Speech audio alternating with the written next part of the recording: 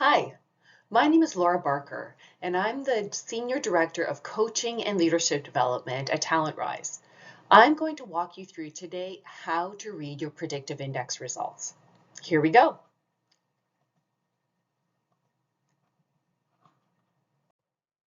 We're going to start by going through what are the drives and how do they predict behavior.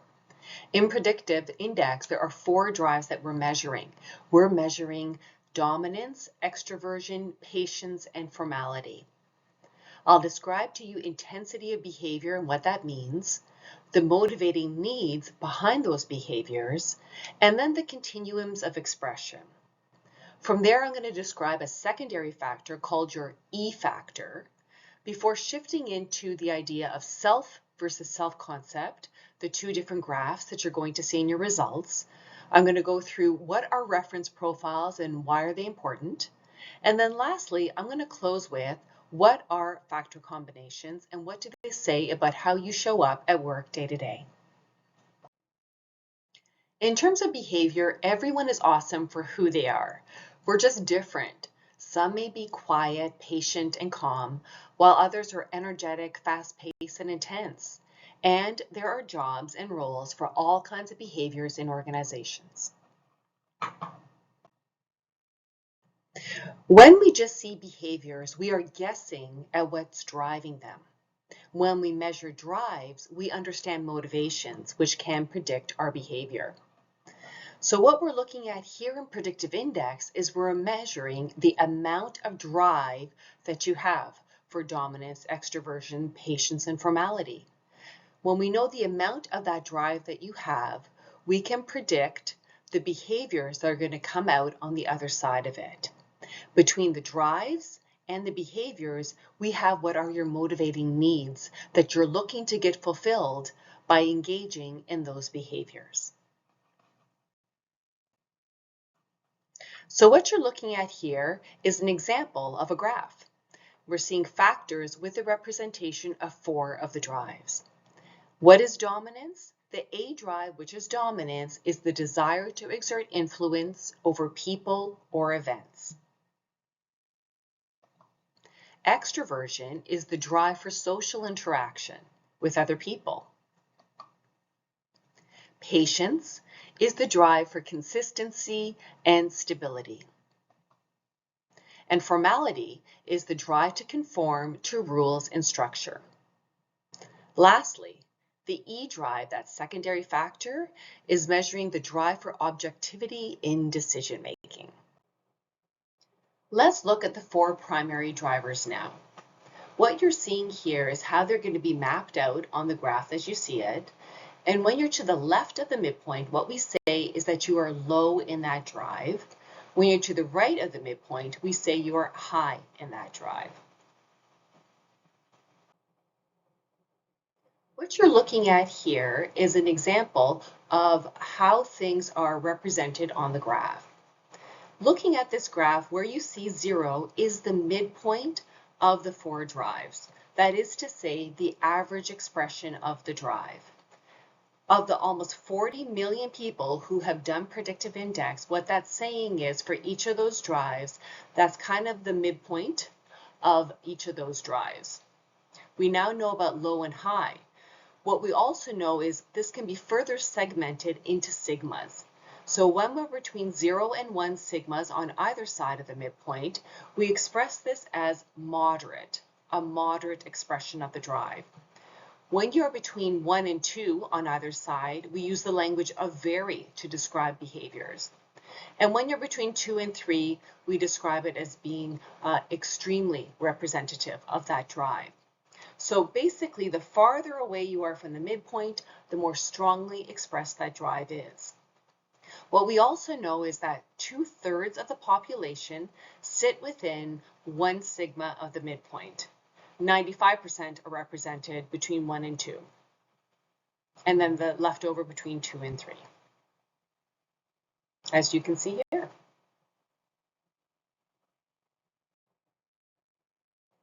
The motivating needs, what you're seeing here is the language that we use when you're on one side of the midpoint versus the other.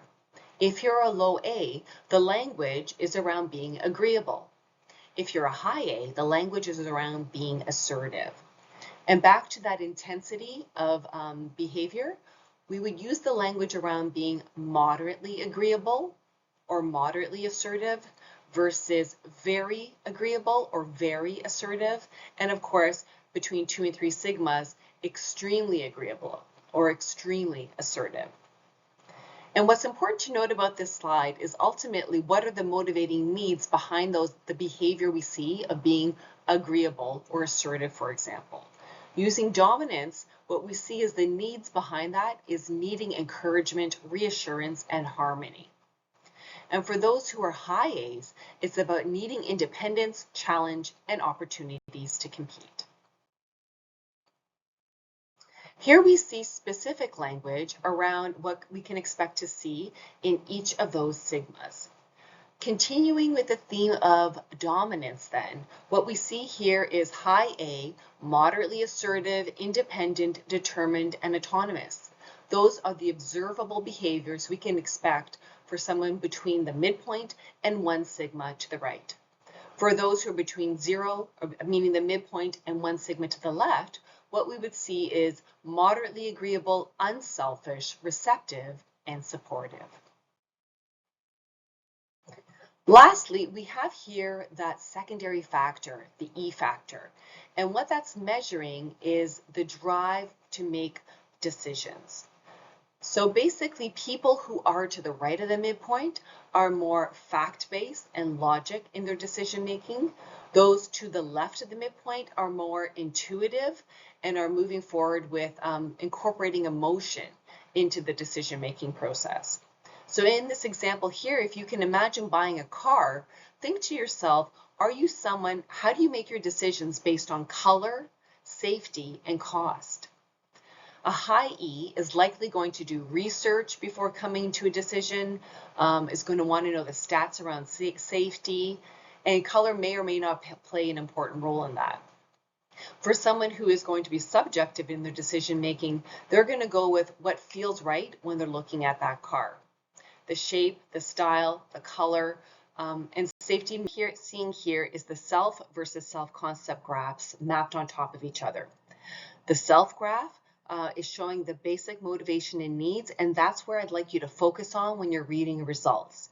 Your self graph is consistent over time and predictable. That's why they call it predictive index. The self-concept graph is useful as a point in time.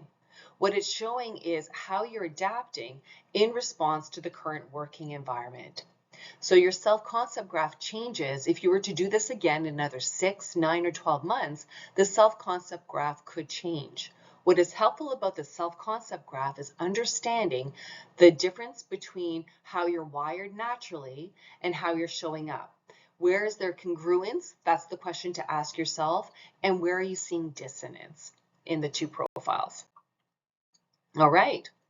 So I want you to think about and take a look at yourself versus your self-concept graph and consider, where are you seeing two graphs that are practically the same? Are you seeing where your A is flipping to the other side? And what that means when we're flipping from one side to the other in terms of dominance is we're either feeling a need to be more assertive than we're naturally wired or more agreeable than how we're naturally wired. If your B flips from one side to the other, you may be feeling, if you're a high B, a need to be more reserved in your behavior, to pull back in terms of engaging with others. And if you're a low B exhibiting high B behavior, you may be feeling a need to show up as more outgoing than how you're naturally wired. When your C flips, what we're saying is if you're a high C and you're moving to a low C, you're feeling a greater need to work with more urgency, to work at a faster than average pace. And vice versa, if you're a low C versus working at a high C, you're feeling a need to slow it down. And your D, when your D flips, if you're a high D moving to low D, it means that you're feeling a need to navigate ambiguity a bit more within this environment, to be more flexible. Vice versa, if you're moving to a high D from a low D, you're feeling a need to be more detail-oriented and precise in what you're doing. Understanding the 17 reference profiles. So let's move to this. As I said, almost 40 million people have done this, and Predictive Index has been validated by over 350 studies. One of the best ways to understand your profile is to put it into the context of your reference profile. And so what we see here is the 17 reference profiles, and they're grouped by area. So the social profiles share in common, this is not going to surprise you, that they share a high B in common. And those are these 6 profiles here. What you're seeing underneath it is the headline description of what that profile means. We have the stabilizers, and you can see these profiles here. Analytical profiles, which are higher in A, and a bit lower in B typically. And then these 2 special cases, the persistent profiles that consist of the individualists and scholars. The reference profiles are helpful to put your role profile into a larger context to be understood by others. So there's a difference between a reference profile and a behavioral pattern. The reference profile is what I just described to you, which is to say, this is the neighborhood you live in. Collaborators live in a certain neighborhood, and they're surrounded by other collaborators. That's their reference profile. But that doesn't mean all collaborators are the same. They just share same characteristics. To understand that person, we need to go to their address. And their address is their behavioral pattern. And that's what we're analyzing when we're looking at the graphs in more detail. So using collaborators as an example, what we're looking at is with the actual graph, what does that person's address say about them? So let's explore you and self-awareness. Where we want to move towards as we come towards this end is the idea of the factor combinations. So each of the drives, when combined one-to-one, produces what we call a factor combination. Factor combinations tell us different aspects of how you show up at work. And what you see here is the 6 combinations, talking about your workplace orientation, whether you're task or people-oriented, your action orientation, whether you're proactive and responsive, your risk orientation, meaning comfortable with risk or cautious, how you connect, whether you're quick to connect or you take time to connect, what is your style of interaction, whether you're formal or informal, and lastly, how do you view rules? Are you casual or are you careful with rules? What you're seeing here is a graph. It's my graph because I'm happy to share my graph with you. And what you can see here is the factor combinations telling us an aspect of how you show up at work. When we're analyzing a graph, we're typically looking at where do we see the widest width. In this profile, what you see is my widest width is that C and A. As you can see, they're the ones that are the widest apart. To read one of these factor combinations in your own graph, what you want to look at is the graph from left to right, not from the midpoint in either side. So what we see when we look at factor combinations is my C is higher to the right than my A. So my C over A, that factor combination says that the way that I show up in terms of my action orientation is responsive. One caveat I want to note here for people, and I have this in my graph, is you may have one of your drives on the midpoint or within 1 tick, as you can see down here, of the midpoint. If you have that on your graph, what that means is you are situational. I am a situational B. I am situational in my extroversion, which means that I can play it up and be more extroverted, or I can play it down and be more reserved. And it is contextual. That's why it's called a situational B. So coming back to those factor combinations, I encourage you to take a look at these again. You may pin this if you would like and go through and analyze what your patterns are saying. Using me as an example with the idea of action orientation, my C being higher than my A, these are the descriptors of what it means to be responsive by nature. Here is a summary of all this information about orientation, action, risk, connection, interaction, and rules. As we come to the end, what we want to remind you of is that what we're doing here with Predictive Index is measuring the amount of drive, and what that does is it reliably predicts behaviors. PI measures 4 drives that we plot on a graph: dominance, the desire to influence; extroversion, the desire for social interaction; patience, about consistency and stability; and formality, which measures rules and structure. By identifying where we sit for each of these drives, low versus high, and looking at your sigma placement, we know how the motivating needs and the continuums of expression are expressed as moderate, very, or extremely. Factor combinations show up between the relationships between the different drives, A and B, C and D, etc. And then we want to focus, remember, on the self graph because that is predictable over time. Self-concept is useful to identify how you're showing up at work based on the current working environment. Lastly, reference profiles tell us a summary of observable behaviors by people who share a common profile style. Work styles, strengths, caution areas, needs, and behaviors, and they are grouped as social, analytical, stabilizing, or persistent. Thank you for your time. If you have any questions before we meet, please feel free to send us an email and we'll be happy to address any of your questions.